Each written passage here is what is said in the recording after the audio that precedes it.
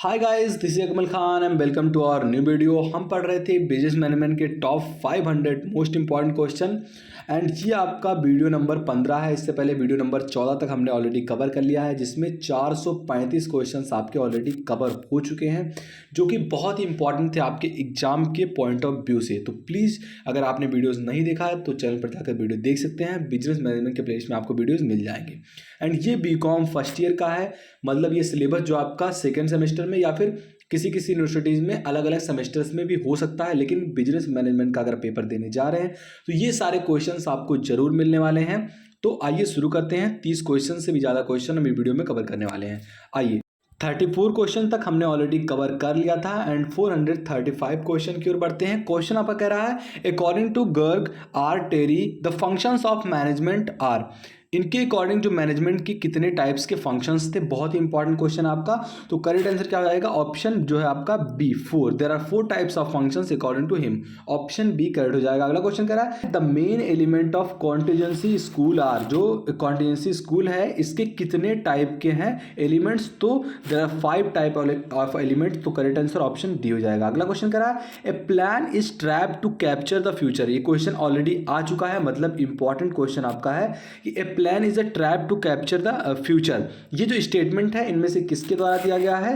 तो एलन ने ऐसा कहा था। ऑप्शन सी करेक्ट हो जाएगा। बहुत इंपॉर्टेंट क्वेश्चन है, ये नोट डाउन कर लेना कि a plan is a trap to capture the future. ये स्टेटमेंट किसके द्वारा दिया गया है? तो एलन के द्वारा दिया गया है। अगला क्वेश्चन आपका आ रहा है प्लानिंग इज फॉर। बहुत इंपॉर्टेंट क्वेश्चन है एंड लगभग जितने भी आपके पेपर हुए हैं ये क्वेश्चन जरूर पूछा जाता है कि प्लानिंग किस लिए होता है। क्या पास्ट के लिए होता है, प्रेजेंट के लिए होता है, फ्यूचर के लिए होता है? इन सभी के लिए होता है। तो जो प्लानिंग होता है ऑब्वियस सी बात है यार, फ्यूचर के लिए ही प्लान होगा। कोई पास्ट के लिए प्लान नहीं करता है, पास्ट तो हो चुका रहता है, बस उस पर लोग रिग्रेट करते हैं।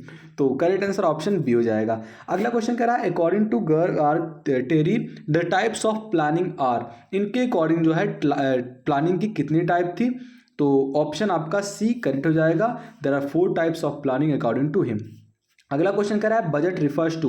जो आपका बजट होता है इनमें से किसको रिफर करता है? तो करेक्ट आंसर क्या हो जाएगा? Option C systematic action and allocation of resources को जो है बजट रिफर करता है कि अगर आपके पास बजट होंगे तो सिस्टमेटिक एक्शंस एंड आप जो रिसोर्सेज पर अपना पकड़ बना सकते हैं, एलोकेट कर सकते हैं। तो करेक्ट आंसर ऑप्शन सी हो जाएगा। आगे बढ़ते हैं। अगला क्वेश्चन आपका कह रहा है मैनेजमेंट बाय ऑब्जेक्टिव। जो आपका शॉर्ट फॉर्म में जिसे MBO भी कहा जाता है, ये क्वेश्चन ऑलरेडी आया हुआ था। ये जो आपका है मैनेजमेंट बाय ऑब्जेक्टिव, ये क्या है? एक प्रिंसिपल है, टेक्निक है, मेथड है, या फिर इनमें से कोई नहीं है? तो करेक्ट आंसर क्या हो जाएगा? ये आपका MBO जो होता है ये एक टेक्निक है। ऑप्शन बी करेक्ट हो जाएगा। इसके बारे में मैंने ऑलरेडी जो है एक्सप्लेन किया हुआ है पूरे टॉपिक को, लगभग 2 या 3 लेक्चर में, हाँ दूसरे या तीसरे लेक्चर में मैंने इसको कवर किया हुआ था। आप देखे नहीं है तो प्लीज वहां से देख सकते हैं, देखें तो बहुत बढ़िया। आगे बढ़ते हैं। अगला क्वेश्चन कह रहा है मैनेजमेंट बाय ऑब्जेक्टिव इंक्रीज। जो ये आपका MBO होता है ये इंक्रीज करता है एफिशिएंसी को, प्रोडक्शन को, सेल को, परचेजेस को। तो ये किसको जो है इंक्रीज करता है? तो करेक्ट आंसर 442 का आपका ऑप्शन ही हो जाएगा। एफिशिएंसी को जो है ये इंक्रीज करता है। ऑप्शन ए करेक्ट हो जाएगा। अगला क्वेश्चन कह रहा है the function of decision making is of. जब भी डिसीजन मेकिंग का फंक्शन किया जाता है या फिर डिसीजन मेकिंग को जो भी लेते हैं, क्या वो लोअर मैनेजमेंट के द्वारा लिया जाता है, मिडिल मैनेजमेंट के द्वारा लिया जाता है, टॉप मैनेजमेंट के द्वारा लिया जाता है, या फिर सभी मैनेजमेंट के द्वारा लिया जाता है?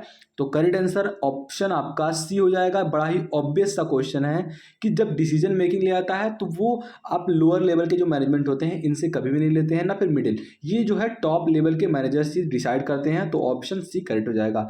अगला क्वेश्चन कह रहा है decision is the selection among different alternative. ये जो स्टेटमेंट है ये किसके द्वारा कहा गया है ये आपको बताना है।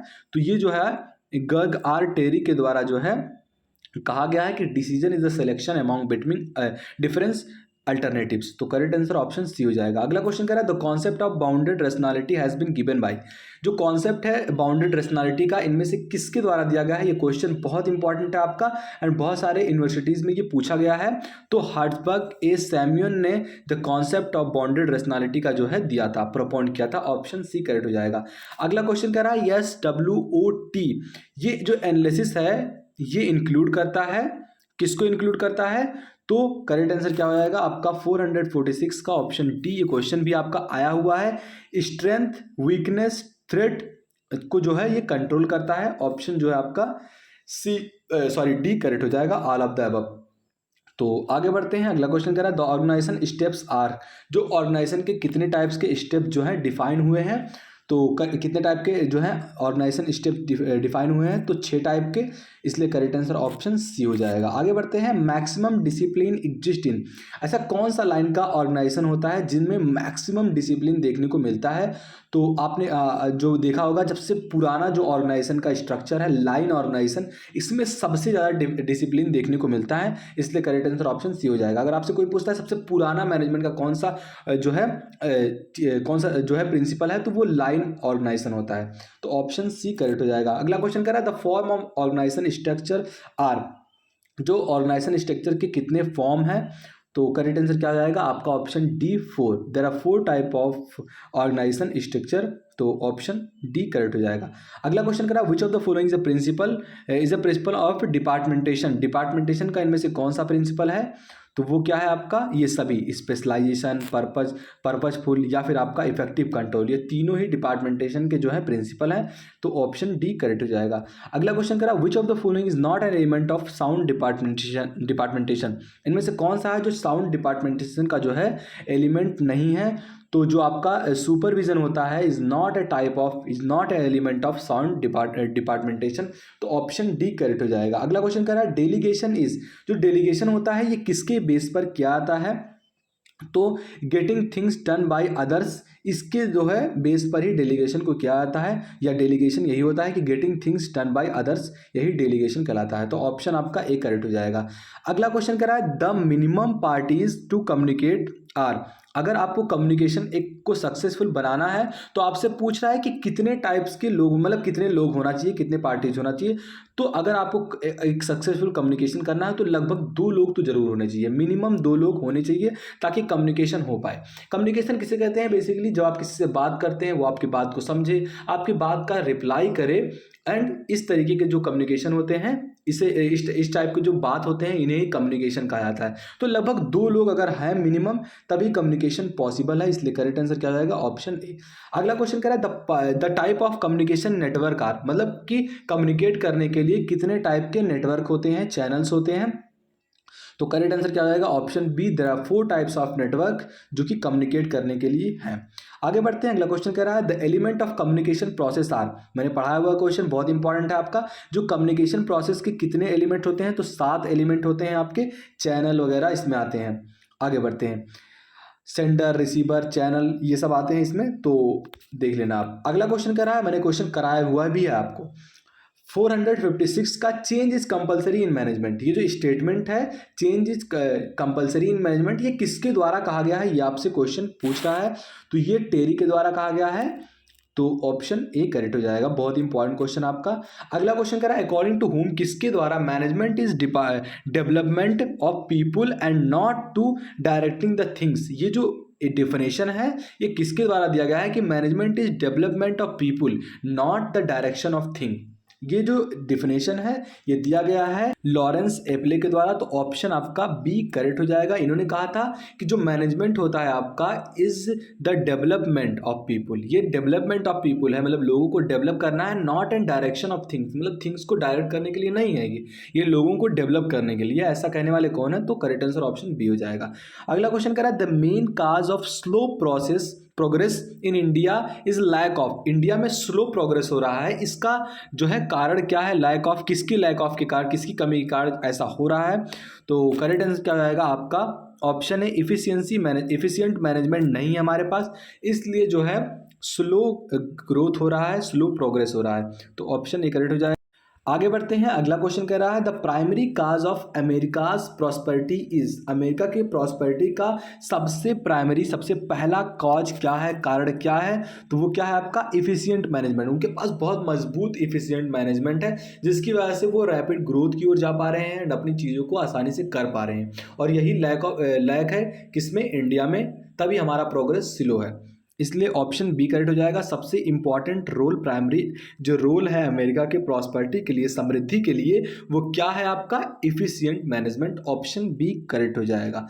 अगला क्वेश्चन कर रहा है 460 नंबर का कि मैनेजमेंट इज नीडेड, जो मैनेजमेंट होता है क्या जब आप काम करते हैं तभी नीड होता है, या सभी टाइम्स पे इसकी नीड होती है, कभी नहीं नीड होती है, फिर कभी कभी इसकी नीड होती है?